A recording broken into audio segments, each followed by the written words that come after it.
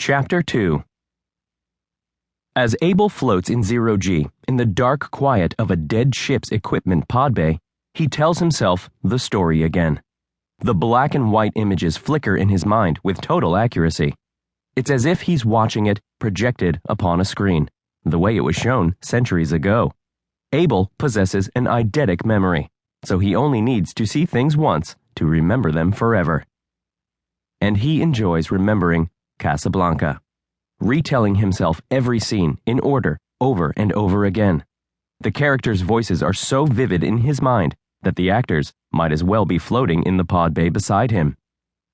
Where were you last night? That's so long ago, I don't remember. It's a good story, one that holds up to repetition. This is fortunate for Abel, who has now been trapped in the Daedalus for almost 30 years.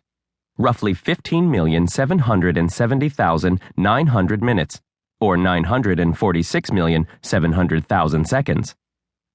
He has been programmed to round off such large numbers outside of actual scientific work. The same humans who made him capable of measuring with perfect precision also find the mention of such numbers irritating. It makes no sense to Abel, but he knows better than to expect rational behavior from human beings. The nearly complete darkness of his confinement makes it easy for Abel to imagine that reality is in black and white, like the movie. New input, form, irregular flashes of light. The drama stops cold in Abel's mind as he looks up to analyze. Blaster bolts. A battle, no doubt between Earth and Genesis forces. Abel was marooned here in just such a battle. After a long silence, warfare has reignited in the past 2 years. At first, he found that encouraging.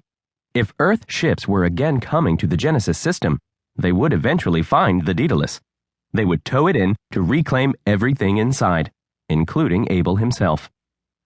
And after 30 terrible years of suspense, Abel would finally be able to fulfill his primary directive: protect Burton Mansfield. Honor the Creator. Obey his directives above all others. Preserve his life no matter what. But his hopes have faded as the war has churned on. No one has come to find him, and no one seems likely to do so in the near future. Perhaps not even in the distant future. Although Abel is stronger than any human being, and a match for even the most powerful fighter mechs, he can't tear open the airlock door separating him from the rest of the Daedalus. He tried. Despite knowing down to the 100th decimal point the ratios working against him, Abel still tried.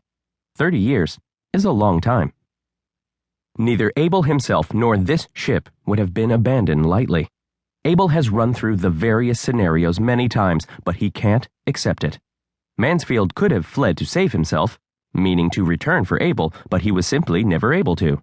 Then again, the battle intensified so much that day that any human escape from the Daedalus might have been impossible.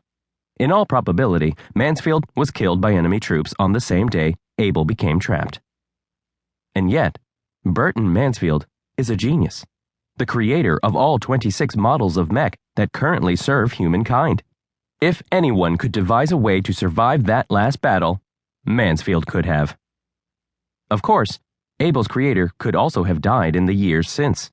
He was in his late middle age 30 years ago, and with humans, accidents sometimes happen. Perhaps that is why he hasn't come. Surely only death would keep Mansfield away. There is another possibility. It is the least likely of all plausible options, but not impossible. Mansfield might still be aboard, but in cryosleep. The cryosleep chambers in sickbay could keep a human alive with minimal life support for an indefinite amount of time.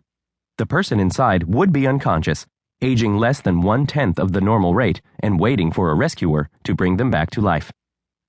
All Abel would have to do is to get him.